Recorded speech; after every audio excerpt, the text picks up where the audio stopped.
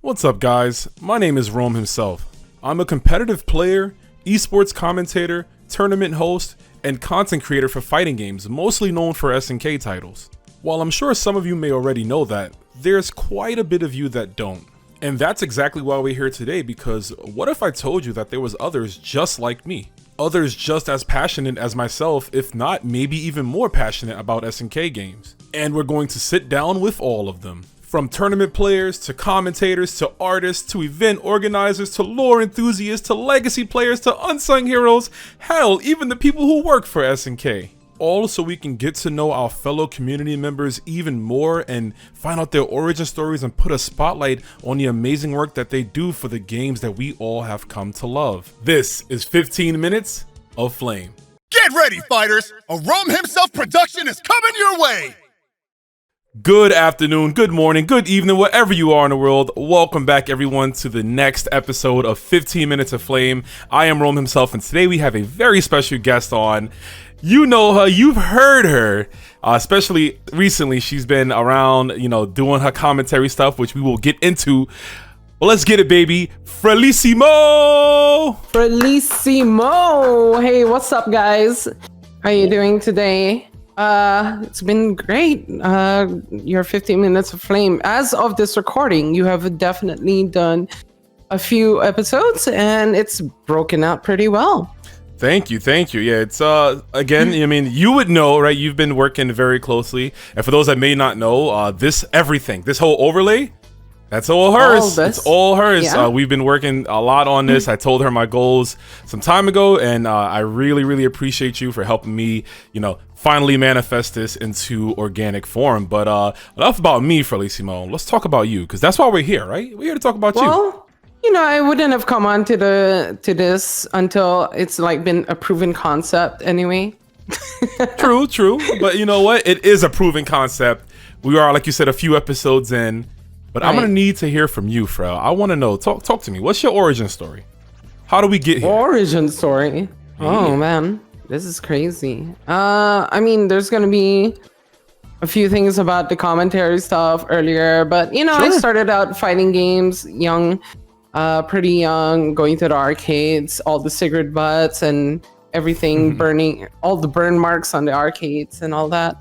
But yeah, it was always a very fascinating thing to me, because I was like, seeing all these guys just playing these games, and like, the concept of it when you're in the arcade is kind of like, you put in 50 cents because it's in Singapore, and you play for 2 minutes, and then you lose, and then you still yet want to do it again. It was kind of like, okay. I mean, obviously during those times, I didn't really understand everything about it. So, especially like the technicalities of it and such like that. We didn't have the internet and all that. 1985, baby. Yeah. But yeah. So yeah, I've been trying to not really break into the scene. I've been helping out in like Singapore events and such like that. And also with the local scene a little bit. And then now, because of KOF, I've always been a KOF fan, and I was like, local online events and all that. I'm happy to be able to try to get in, and suddenly it blew up a little bit more than I was expecting. I mean, I'd say you've been doing a lot lately, putting yourself out there for, the commentary stuff. But yeah, you just mentioned it. You were always a big fan of KOF. But do you remember your introduction? Like, how did you get into KOF? Do you remember your first like glimpse of the game and seeing what you saw? Do you remember? Okay, so actually, my first experience with an SNK fighter was Art of Fighting. Ooh, okay. Yeah, I basically went to a country club, because back in the day my parents were yuppies before the stock market crash and all that. So we went to country clubs. That's the thing you did. And there was a little arcade area there, and I never see I went to arcades before, but Art of Fighting was there, and I was like, man, look at these giant ass sprites. Big boys, yeah. Yeah, and then like how refined everything was, because I definitely did see Street Fighter 2 back in the day, and that was it was, and I had it on SNES, yeah, SNES. But yeah, seeing Art of Fighting, like that really opened my eyes. And from then on, I was like looking at the SNK, like looking out for the SNK games, and I was introduced to 95 actually. That was my first. So 95 was your start point. That's interesting. I think I've heard a few people tell me so far that 95 was their first one. It seems like that's the one. Like, not saying 94 is bad or anything, because 94 I think is very good, but I think 95 is when it started to like really come out for people, and I think a lot of that has to do with the Yuri, because that's his inception, and he's like the coolest motherfucker around. But I mean, sure, but at the same time, it was also like, just the general look and feel of everything. Like 94, when you saw the character select screen, like I remember seeing it, and I wasn't really interested in it, because like seeing the character select screen, it was like, oh, what is this World Cup of like, soccer World Cup fighting game thing, It does have that vibe, yeah. Yeah, and then it was like this weird brown background, and it was like, I don't get it, Also, the fact that you're tied to 3 characters, like that's, in hindsight, it's like, whoa. Thankfully, they changed that by the next game. But yeah, being locked to 3, like you have to play these 3 characters every time. You can't switch your order. You can't switch. I mean, you can switch your order, but you can't switch your members. It's like, yeah, it kind of it does, I think, put a limit on play styles and how you might want to go forward in it.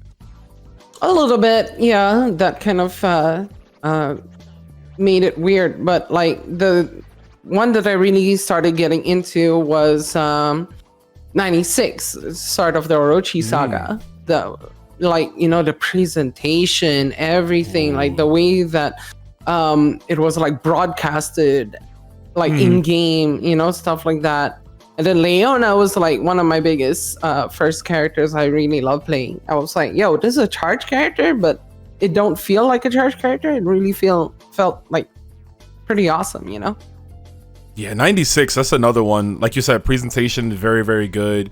The music is great. I mean, I noticed, I think on your Twitter, you use the 96 women's stage, right? The King's Bar. Yeah, the bar. That's so sick. And I love the transition into it, like when it starts up. Yeah, that's, wow. That game, yeah. I miss, not to derail this too far, but like I definitely miss when fighting games had like stage transitions into the match. Like that does so much. It's subtle, right? But it does so much for the game. It builds a bigger universe, essentially. Even just in that one, that one single moment, the few seconds that it is of seeing the camera pan around and turn, or seeing a door open and shows a whole new background. Like I feel like that, like just that alone, it expands the world of the game even more, and it makes it feel like, just like it's bigger than what it is. Yeah, and everything was so stylish in terms of like the character designs and stuff like that. Yeah, that really got to me. I was like, oh, look at these nerds in Street Fighter. But I definitely love Alpha 2. But yeah, back in those days. Yeah, we have a lot of games in common. We actually are gonna discuss a little bit later. But yeah, it's been pretty awesome that like seeing the fashion, seeing how everything. How they were presented as, like, you have like Kasumi, that like, oh yeah, here's this nerd girl, but then she was like, so like the moves that she was doing is so cool. It's like, okay, fine, okay, I'm sorry I said anything, girl, I'm sorry, but yeah. She was pretty fresh that year too, because I think Art of Fighting 3 is also 96, and that's when she debuts in that game. So that was very good on SNK to like, continue to push the characters. And they've done that, I mean, years later with characters like Li Zhangfei, like they definitely continued to push her and like put her into later games. But I wanted to go back to the arcade scene real quick. How was it in Singapore? How was the arcade scene? Was it always pretty competitive? Oh, most definitely. It was basically a shark pit every time you went. I didn't really get to socialize with a lot of the people back then. Up until like 97, I think. And 97 was basically that time, like KOF 97. There was like, I hung out with a bunch of people who play KOF, and we weren't like anything big or anything, but we just played. We were like coming up with like what level of pro we called them back in the scene, and it was like so cringy and dumb, but it was fun. It was nice being able to lab the game as well, because I got a Saturn around that time. Oh, okay. Yeah. So I'd have labbing sessions at my house and stuff like that. But not truly into the FGC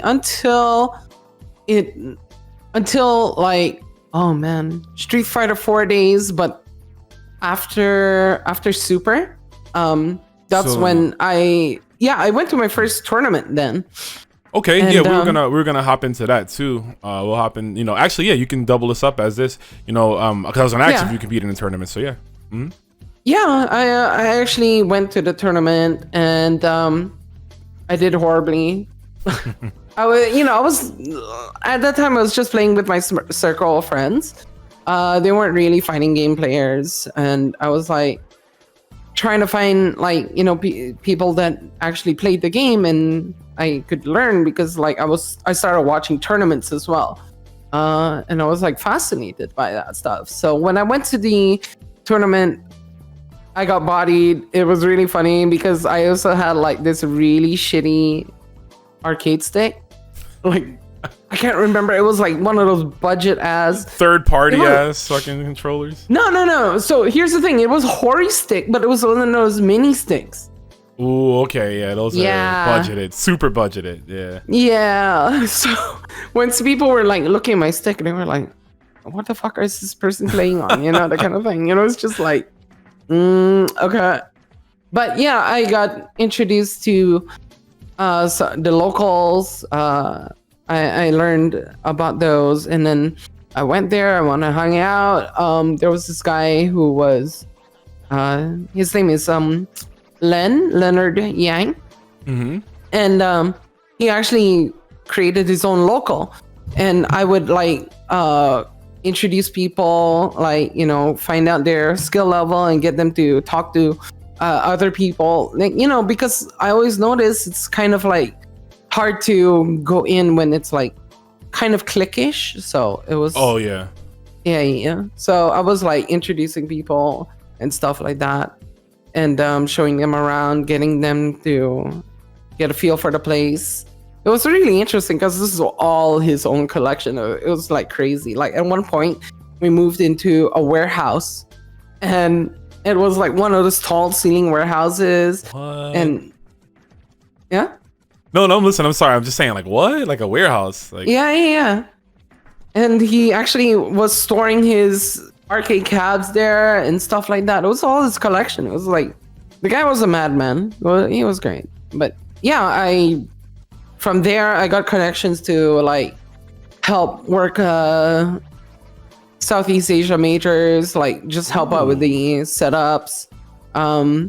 And also the arcade area where, we were promoting the local that we had, which was called Versus City. So that was some cool stuff there. Yeah. I didn't know you worked Seam. That's really cool. That's really, really cool. It was a different time, even different personas. I don't know. How long ago? Because this is you said you were playing this like post Super Street Fighter 4. So this is like what, 2010ish, 2011. Oh man, no. This was much later, like maybe 2016, 20. Oh, okay. So yeah. Still like fairly recent. 2016, Yeah. 2017. That's only what, like 5-6 years ago. So that's really cool. Oh shit. Actually, no, I'm not. Okay, maybe 2014, 2012, that kind of stuff. Yeah, that kind of period. Okay. I actually went to one Southeast Asia majors. I actually played against Kenny Omega. Hey, Okay. what game was this? Okay. So here's the thing. Here's the story, right? He had a meet and greet, blah, blah, blah. And then after that, he was like giving up Panteras by, like, he was on a stage it was called Game Start because it was also where Southeast Asia majors were being held. So he had this stage and he was like doing giveaways for Panteras because he was sponsored by Razer as well. Oh, and okay. he was like saying, okay, so all you have to do is beat me in one game of Street Fighter 4, Ultra Street Fighter 4, and we will actually no, Street Fighter 5. This was Street Fighter 5 because of the characters that we selected. But basically, I made an impression of him during the meet and greet, and then after that, when it was during the stick giveaway stuff, I got selected. And when I came up, I actually sat down with him, and they were doing these pre-match interviews. They were like, "Oh, what do you think you're gonna how do you think you're gonna do against this?" And I was like, "I mean, it's kind of free, right? Ooh. You know, he's a pro wrestler." I cut a promo on the guy. All right. As you should, because you're a big pro wrestling fan. You know, throw that one out there. So you get it. So yeah, I cut a promo on the guy, and then he started doing promos back. We went back and forth a little bit, and it was really weird because when we were playing the match, it was kind of like we were reading each other in a different way, where we're trying to structure a match. He was playing Alex. Actually, I think I was playing Hugo, and I was playing. No, he was definitely playing Alex. Sorry, and I was playing Mika, and we worked it like a wrestling match. We made it so exciting for everybody. People were cheering and all that. Like, we got one round, he got one round, that kind of stuff. And in the end, I lost. But here's the thing. He gets up. He's like, he said, get me the mic. And he like, hold the mic. And then he had the mic and he was like, I don't care.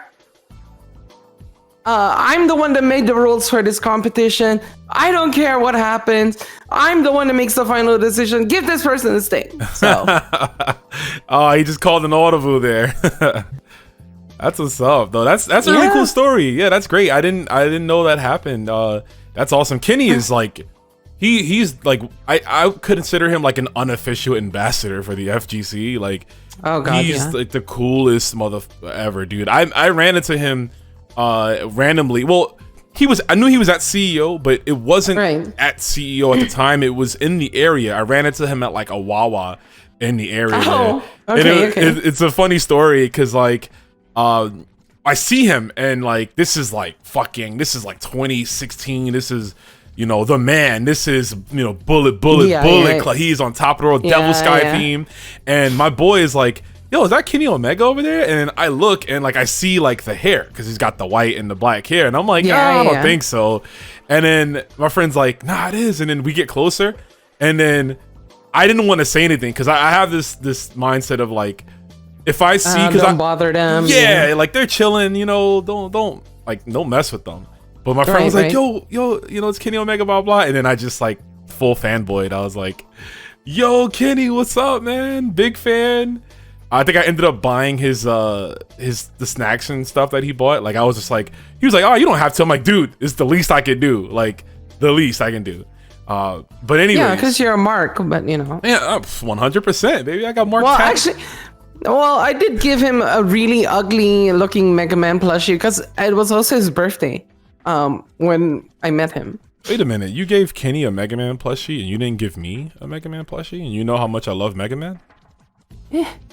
Wow. Okay. You got the baklava. I did, which was very good, which is good. We'll talk about that too when we get there. Hey, what's up, guys? Rome from the future. So, long story short, I had asked Frelissimo about her move to Greece and the Discord server that she helped start it up.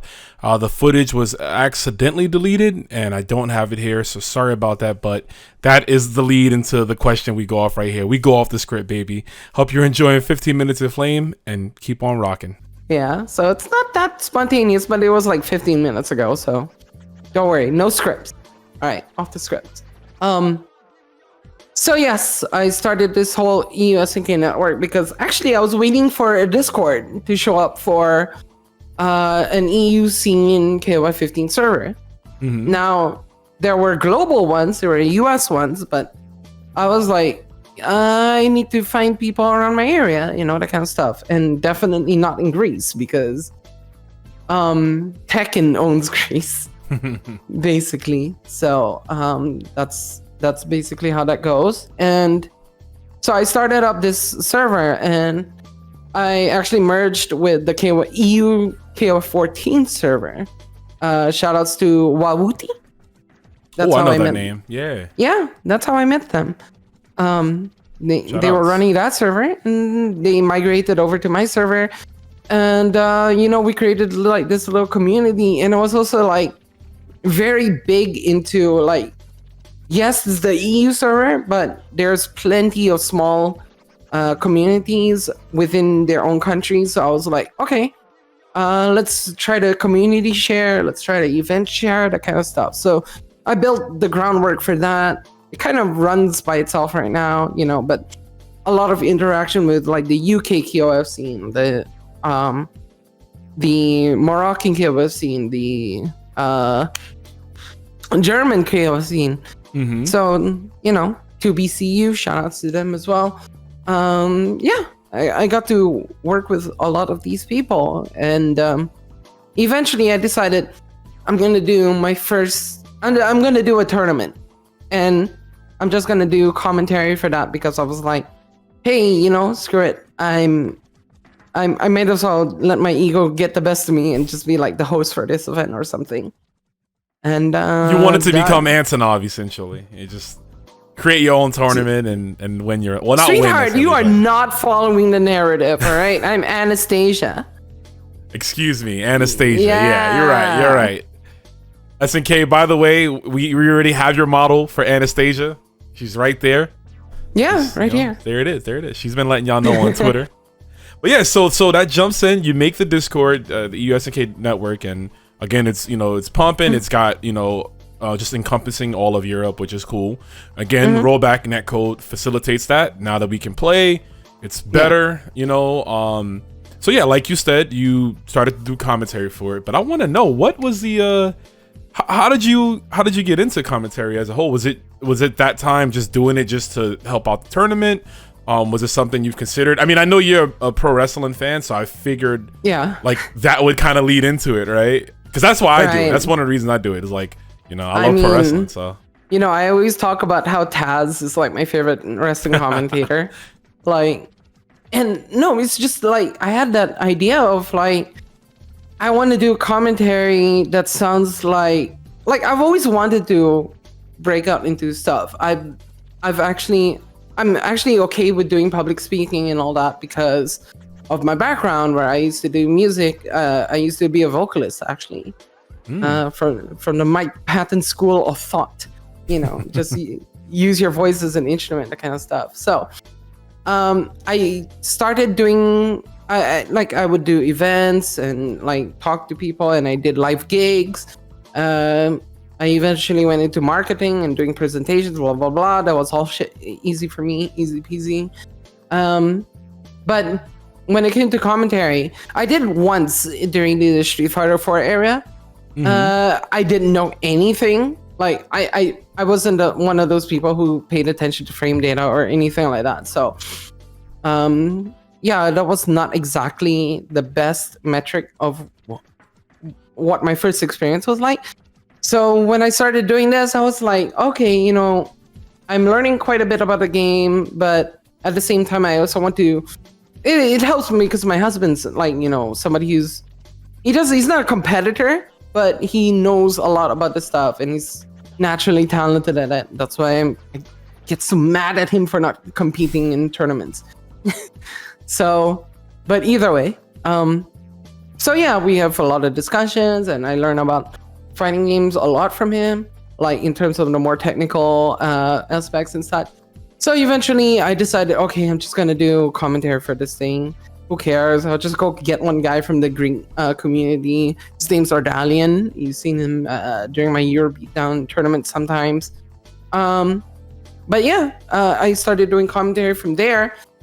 And then for some reason, I just kept on. It's just my brain, the way my brain works, where I'm trying to always find something to up my game for no reason. Because I was like, I'm just going to do online commentary. There's no events near me. I can't do anything here or there, whatever, right? Mm-hmm. So eventually I started doing commentary for 2BCU. And I just kept on reaching out to these other events.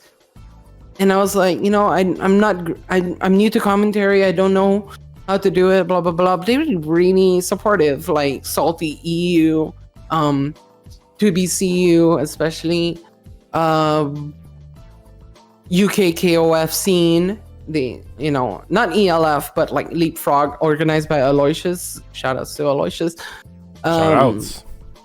Yeah, actually, I'm gonna do that gig in a few minutes, in like half an hour or so. But yeah, what's it called? Doing all these commentary gigs got me to level up, and I started reaching out to online. Okay, here's the thing. There was Ricky Quito.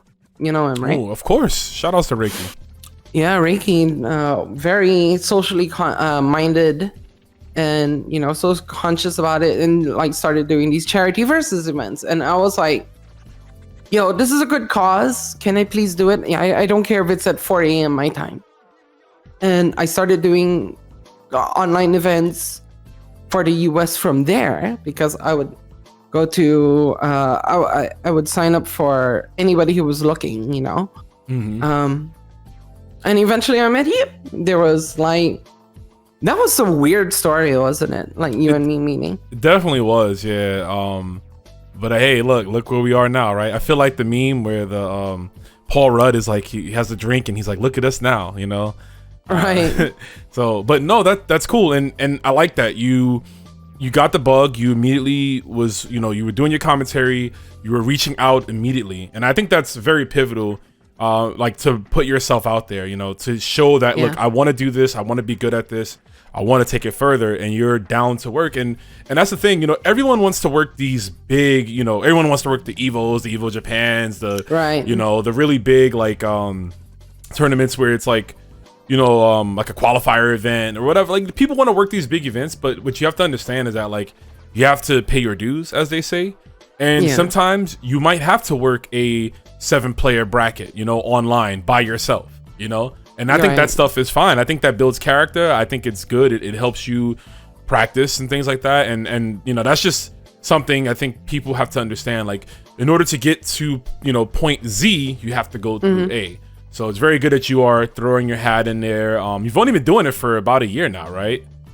Yeah. Exactly. So that's good. And already, we'll talk about what you've worked on, but you've done a good amount of events, and you're outside the country, so that's very impressive. This you're outside there and you're traveling and stuff. But so you know what? That kind of brings me to my next question on commentary, and like how do you feel? Like you're one of the few women KOF commentators. Like we don't have many. There's a player from Mexico. I forget her name. Berica. No, not Berica. Not Berica. I know Berica. Yeah. I mean, does she commentate? I don't think Berica commentates. She does. Wait, is it Berica or is somebody? No. I think you're thinking of someone else. She worked the regional bouts. Regional bouts, yeah. I just can't think of her name, but it's not I know Berica. Shout outs to her and K-Dash. That's the homies. Yeah. But like so we don't have many, and so how does it feel? Like it's got to be, I don't know how to go about that, but I feel like that's something that's like it's monumental. It's cool, how does that feel? Well, it also plays into, okay, I have you guys may not believe it, but I have a little bit of self-esteem issues. So I'm always making sure, like, there's a few caveats. I can't just get up out of bed and do commentary. I have to like get ready, look presentable and stuff like that. I mean, that's a thing that I learned from my old boss, where she was like, we don't put on makeup because of ourselves, because of everyone else. We do it because of our own self-esteem and stuff, and we would just like look nice on the camera. So there's a lot of that. I mean, I guess I do it a little bit more than others, and maybe it's a little unnecessary, but I just figured that it's not about like how I look. It's just like I want to up the overall production quality and all that. And, establishing that visual identity as well. I was like, I can fall on my laurels about just being one of the few female commentators. But I was like, no, I'm gonna try to up my game with everything. Like, my setup here with my microphone and skull candy stuff. There's a lot of different things that I try to up my game in terms of doing commentary, because I guess it's not so much about being a female commentator, it's more that I haven't been at it for a long time. So like, just upping that appeal. And I'm very happy that a lot of people are very supportive of it. Sometimes we do definitely have those people who hate female commentators for some reason. I mean, I get it sometimes when they're just trying to put themselves over rather than the actual game. Sorry, I gotta call out some people, but I mean, but I don't think that's like a gender thing. I think that's just, there's a lot of people, there's male and female that and no one specifically. I'm just saying straight up, like I'm sure that happens. There's people who get on the mic and they just like they're just trying to like, hey, I'm on the mic, talk about me, I'm on camera, and not necessarily contribute to the game. So so I've always studied those commentary where, like, example, like James Chen, for example, one big influence on me. He's basically the Taz of KOF of FGC commentary, because the guy talks a lot of rubbish. Let's not discount that, but he's always so informative as well. So that's my aim. And just coming out with my own visual identity and the way that I do my commentary, that's very important to me as well. Yeah, it's funny you mentioned that about James. James is great. Like he definitely has that like dad, just kind of like, hey son, how are you, like kind of vibes with commentary. Right. And I think that's what resonates with people. I think it's like, we don't care if he's like being over analytical. It's just like what he contributes. He's done a very good job, and obviously, he's still in the game. He's been doing it for a while. He's one of the more prominent ones. So I like that you compared him. I like that you compared him to Taz. I didn't see that, but now I kind of do, because Taz be saying some crazy. Taz will say something and it'll make you laugh, and like James might say something that might not directly be meant to make you laugh, but it'd be like, what? And you'll just start laughing. Yeah, exactly. Mm-hmm. Yeah, and you also understand that, like, when you bring up small minute points that are so important, that was also very important. Like Taz would just talk about how pinning somebody is not to try to get the win, it's trying to just wear the person down, because they have to expend energy to kick out, that kind of stuff. I love that. I love when Taz would commentate Finley's matches, because when Finley covers someone, he'll like put his like elbow all on their face. Like he's on like your neck. It's like it's forcing you to like, not necessarily to get the win, but I'm forcing you to exert some more energy to tire you out, so then I can secure the win. That's a good point. See, the wrestling minds, we be bouncing. And I think that comes into FGC commentary as well, because you're talking about mental states. You're talking about people wearing people out during actual matches, in terms of like, okay, you're gonna defend so much, and then suddenly there has to be a point where you lose concentration, that kind of stuff. So just simple stuff like that. Yeah, I mean, it simple things like that, it definitely it expands into a bigger picture, right? Like just something little as a detail like that can make things feel more important. And that's definitely, I think, one of the key components of commentating in general is just like, that's why I try to explain, like if anything happens, I try to explain it. Oh, this happened because A, B, and C. Because you never know who you're talking to, right? You don't know if it's a new person in the chat. You don't know if it's, maybe someone is just randomly scrolling Twitch and happened to click on the tournament you're commentating. So you never know who you can capture in that blink of a moment. But you know, speaking of commentary, again, as we're talking about it, you worked the Salty EU. You've done the EU beatdowns. You've done Regime Royale. Shout outs, that's mine. Shout out, yeah, sure. You've done you've done a lot of online events, but Right.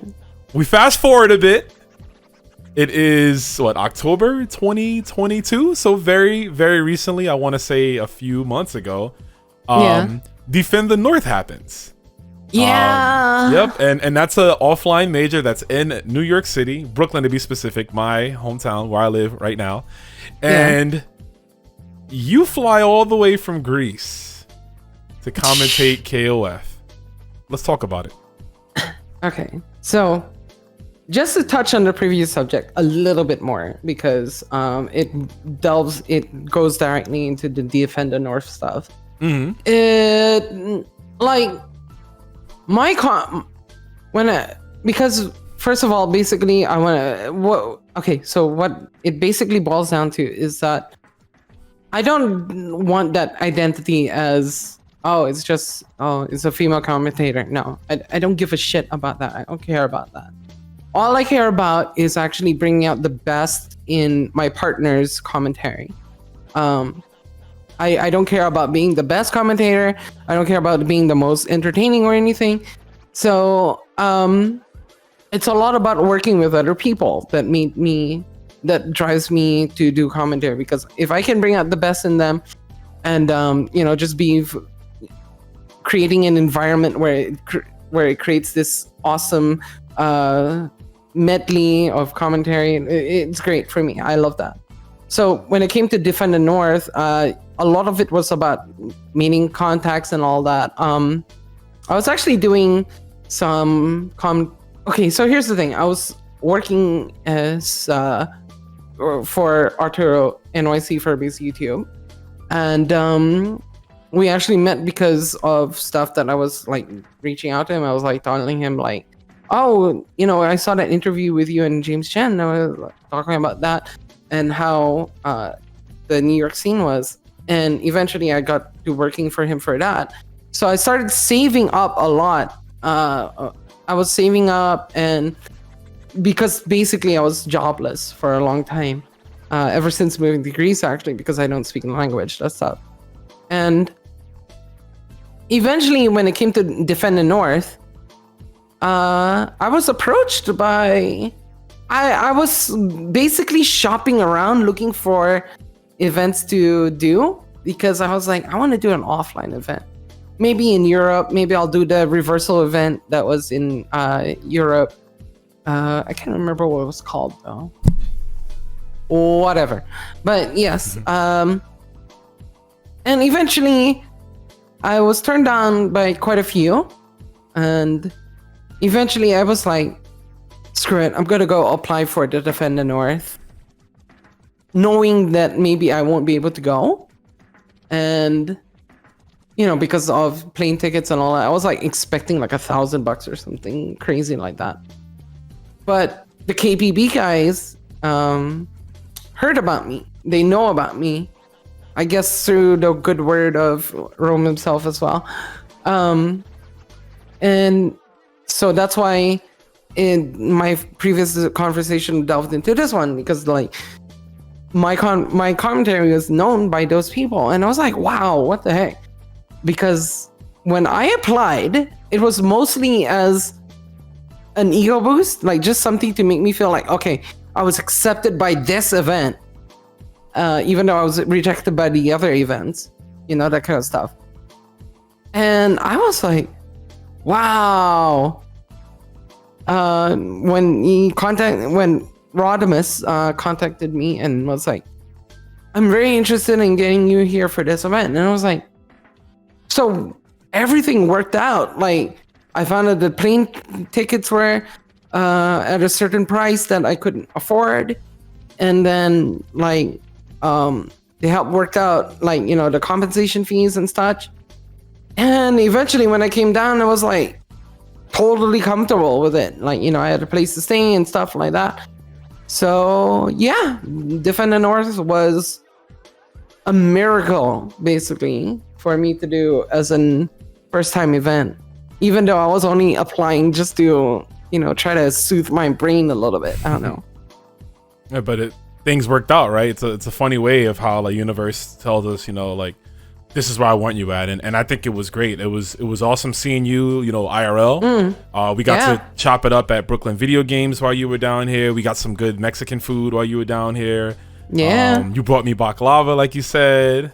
Yeah, it was great, and I think that was very good for you. It was very integral to start because again, I don't know what encompasses like events hiring you as per se. Like I don't know what they look for, their direct criteria, but I do know they are looking a lot for like an offline presence. So it has to be harder for people who don't have local scenes or big events to get these big commentary gigs.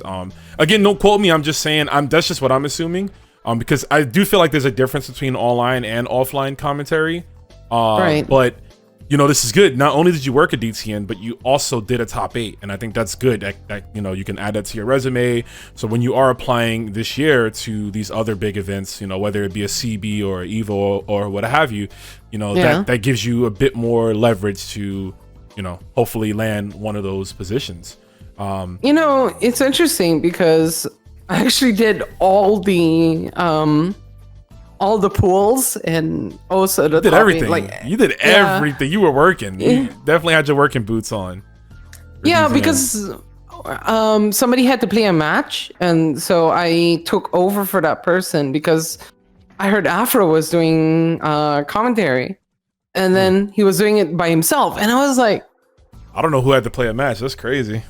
Yeah, so I was like, so he was doing it solo, and I came over. I was like, man, screw it. I'll just do it as well. I just finished a block as well. Yeah. So I came out, I was having a smoke break, and suddenly, what's it called? Rodimus was telling me, like, yo, they're doing, Afro's doing commentary by himself. And I said, all right, I'll do it. And just went over. Yeah, that's, whoever that guy was that had to play, he's very unprofessional. I don't know why events would ever hire him. I don't know who he could be, but I hope this is an inside joke thing. I mean, wasn't it me? Yeah, it was me. I had to go play. I know. I'm okay. Shit. We did a blog together before. I was supposed to do it. Yeah, I think I was supposed to work with Afro. Yes, again. you swapped over. Yeah, because I was like, I gotta go play. And I listen. I have yet to do this at an event. But I have no problem if they're like, hey, do you want to play and have the mic on? I haven't done that yet, but I don't think people would want to hear that. But I would have no problem doing that. But yeah. I mean, back to that point that you were talking about. Actually, maybe this needs to be addressed. I'm not sure, but this whole thing about doing online events and all that, and offline events. Having more offline experience is more crucial and all that, and it's hard to apply for these things because you know the story, dude. Like, we get our confirmation as to when we're doing events pretty damn late. And I understand that some events want only people who are already attending the event to do the event, to do the commentary and stuff. But for some of us, especially if you're far away, like me, we have to basically, it's a big Hail Mary, we have to worry about plane ticket prices and stuff like that. And it's not about like, only if I can get my shit in, then I want to go to the event. I would love to come to these events all the damn time, but I ain't made no money, Right. I can imagine how expensive. If it's expensive for me, who lives in the country already, to travel to an evolution, I can imagine how it is for someone like you or someone coming from even a different country. Like, it's a lot of time and money, and it's hard sometimes. You might not get that, like, how can I say? You might not get that reward, compensation, I should say, for it. Like, yeah, it'll be fun to travel, but think of it this way. Let's say you're going to work an event in, I don't know, some other country, and it costs you $3,000 to the whole weekend out there, but you only make I don't know, maybe 1/3 of that. You know what I'm trying to say? Like, it's sometimes some people look at it in that sense too. So it's no, not even about the money. It's just about like, what are you doing there? You know? Right. Like, hanging out with people is all fun and all, and I would love, again, like I said, I would love to do that all the time. But yeah, you know, especially when it comes to, as a player, you know, that the whole point of going there is to like try to place high and such like that.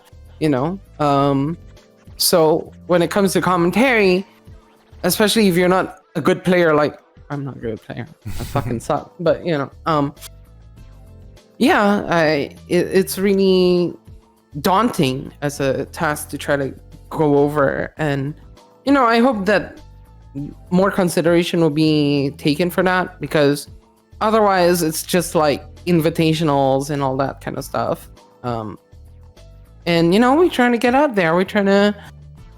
We are trying to sacrifice to get out to these events so we can also, not just people like me from far away, we're talking about people like you as well, but you play, so screw you. But, you know, yeah, so yeah, I really hope that some reconsideration will be done in the future, but as it stands right now, I just basically am trying to get into some other gigs down the line. That's good. I mean, again, you're just staying steadfast. You're continuously working. I know you like you said, you have an event you're about to work in, you know, very shortly, and you're grinding. And that's honestly what's going to be the feather in your cap, is the fact that you're putting in the work, you're not stopping. You know, you're doing these gigs at 4 a.m. for you, or whatever time it is for you. Like, I actually do have one at 4 a.m. for Shadow Royalties. Wow. Shout outs to Shadow Royalty in a few hours after this. So look at that. So 2 events you're working in one day. See, Frelissimo, guys, she is out here. She is she's getting it in. And you know, actually, about commentary, again, you've been doing it for a short period of time, but do you have a prominent moment? Do you have like a commentary block that you really enjoyed? You know, maybe there was a commentary match that you had fun doing. You know, maybe you were on point, your calls were fire. Maybe your partner was, you know, y'all two were gelling together. Like, is there anything so far that stands out as a moment you really like for any reason? You know. Okay. Any reason. So I was like really afraid that you and I would not gel together doing offline commentary. For Defend the North, but we had a good ass time, you know. For me, I try to not watch back my commentary, mostly because I don't want to destroy the things that people seem to like. Like I will watch back a bit just to try, especially when I'm cutting reels and such. But a big prominent moment, definitely Defend the North. Because it was one of those tournaments where I was so worried about everything. I was like, how do I look on camera? How do I look? You know, you don't, doing offline for the first time, I was really worried. So it's more about the growth than actually the prominence of the event for me, you know? And I brought my, my beliefs in, where my whole work ethic is to be somebody that helps bring out the best in the other person. And I think that I really definitely did that. Because, you know, I mean, sometimes we talk about, you know, Afrodynamic. Of course. Yeah, I mean, Afrodynamic, he's got this unique way of doing commentary. And it's a little bit... I notice sometimes when I'm watching him do commentary with some people, it's like, you know, it's kind of like a clash of styles and all that. So I was really trying to focus around how to make it not seem out of place and to be able to do it with him without disrupting my own personality or my own cadence, that kind of stuff. And yeah, again, like I said, it was more about the experience and the level up for me than the actual prominence of the event. So yeah. But yes, doing a top 8 is nice too. Yeah, for sure. It looks good. It looks good on your, you know, on your resume as far as doing events.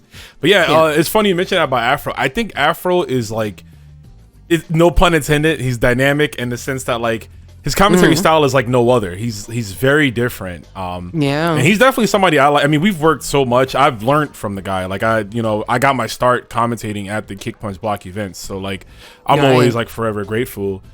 So like I get it though. Like he, his voice, how he calls certain things, like he's different. You know what I mean? He's very different. But shout outs to KPB. And then you know what? Let's wrap this one up. I just want to ask you, KOF 15 season 2 just came out. It's a few days old at this point. Have you been playing the update, and what's your thoughts on it so far? Oh, most definitely. I've actually been hosting lobbies and doing commentary while I was watching people's matches as commentary practice. Yeah, shout outs to twitch.tv/Frelissimo if you want to hang out there. Big shill. But yeah, let's talk about KOF 15 as a whole. Actually, let's do it. It seems like they've been actually trying to get the game to be not as, let's face it, a lot of KOS broken as hell, right? Especially in like tournament scenes and all that. We had Team DLC and KOF 13 stuff like that. But yeah, the way they've been balancing, like last season, I always talk about this with you in terms of like how people have been adapting and working, finding ways to fight Cronin, and then you had all those influx of Shermies doing 2C, counter hit, blah blah blah, off these slashes, right? We've seen the gap get smaller and smaller, and now, like, we've only had 1 week of season 2, and I saw, like, yes, it's only 1 week, but TNS was like a big indicator in terms of people were all playing characters that they liked. Yep. That's the thing that I'm hoping for, In a fighting game like this, there are many archetypes. There are only a certain amount of archetypes. And having only a certain amount of archetypes means sometimes you only want to have the best of this one or whatever, and especially when it comes to top tiers. Last season, the biggest problem was that these characters were actually also the first season, the first patch, the raw release. The biggest problem was the ease of use of those characters, right? That was the biggest thing. Now we are seeing characters like Angel becoming harder to use. Iori is debatedly a little bit harder to use than your average Joe. Sure, he is. This definitely might be one of the more harder Iori. Like, not even harder to play. He's more diverse in his moveset now. Like, he's got a lot of like cool tools they gave him. So yeah, he's not just low A Rekka like before.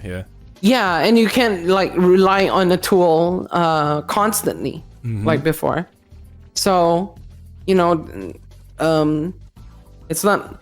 You have these. So, like I said, there's only a certain amount of archetypes and such like that, and you're just picking. Naturally, a lot of people pick the top tiers, but right now, if somebody is a grappler specialist, they can basically pick 3 grapplers, because now it doesn't really feel like you are locked into. If you're not playing this character, you're trash. Or if you played this character, you're trash. That kind of stuff. So I'm hoping that's how it goes. Yeah, I agree. I see what you're saying, because like it's always been like that with KOF, where people just pick the best archetype, the best zoner, the best rushdown. Like, you're just gonna play the best of the best, because largely with KOF you're playing the system, you're playing the engine. Right. So people are just gonna maximize their win rate by picking the best of that engine. Like whoever plays, whichever type plays this the best. So and I do agree. It seems like the grapplers now. I mean, Ramon and Dinosaur alone got some good changes that are. I don't know if it'll make them necessarily the like meta or anything yet, but they're more playable. Again, it's only a week into the patch. We're still figuring things out. There's obviously some characters that on paper you can tell are going to be problems. Like a K-Dash or a Rio, maybe Luong. But who knows? Who knows? We have Frosty Falchions coming up in a few weeks. I think that's like the first big like offline major for the game. Oh God, at least in the States. Yeah, most definitely. I think it's already like almost 300 entrants. So like, you're gonna see how people are fleshing out like the new characters there, or what's gonna happen. So I think it's very exciting, and yeah, the update is looking good. It seems like SNK has been able to improve with every update. They've been able to improve the characters, and that's really what you want. Like, I understand it's a video game, it's a fighting game, a competitive game at that, and like, you're never going to have perfect balance, but you want to make sure that the gap between 1 and 54 is like not that big. You want to try to make it as small as possible. Yeah. Yeah, and I'm really loving that because you have so many people. Like, even in the previous season, you've seen so much expression out of this game, and it's a damn shame if the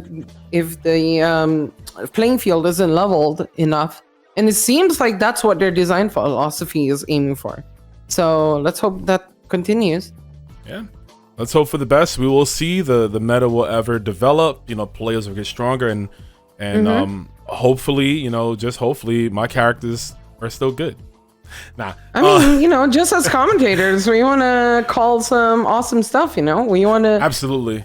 This is I want it to be the glory days of back then, where people were considered character specialists, and they play. So we saw a glimpse of that with like Yurikov and what's it called, like Pachu with his team selection as well, and Violent Kane, like Iori Kyo, blah blah blah, stuff like that. For sure. Yeah, Shadow we have X Free with the NL with K-Dash. his Shadow X and Free NL, stuff like that.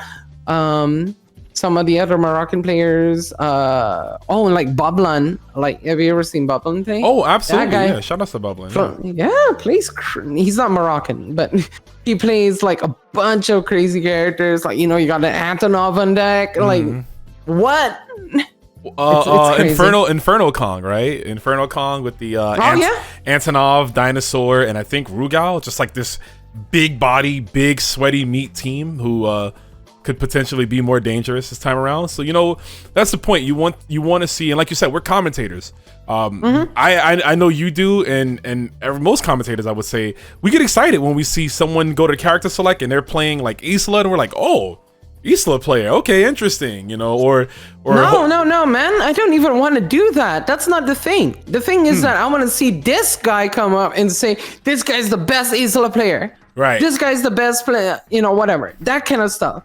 That's what I want to see. That's the glory days, back when we were when the FGC was blowing up during Street Fighter 4 era, that kind of stuff. I'm not a no-niner, guys, but seriously, we were definitely calling out those people and saying like, oh man, look at this Hakanpe. Yeah. Well, like, what?